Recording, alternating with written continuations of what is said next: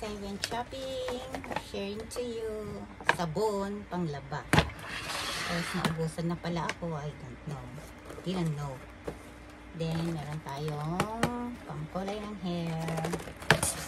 Kasi lumalabas na ang ating hair. Then, meron pa tayong ganito.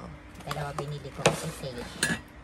And then, syempre, damay-damay na. Nag-shopping na sa lahat.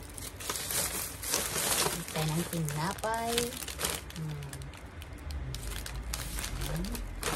Bili rin tayo ng chips. Serious. Bili rin tayo ng nuts.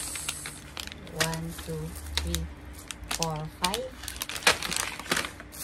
Bumili rin tayo ng cinnamon ba to?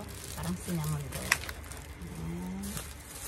Bumili rin tayo ng panglagay sa onigiri. Gagawa tayo. Mura lang to. Meron din tayong pang sa fried rice. Tingnan na natin ang loob niya. 2 piraso. Sa fried rice kasi ako ngayon.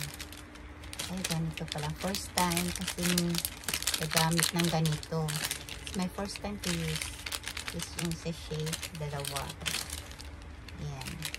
Ganyan yung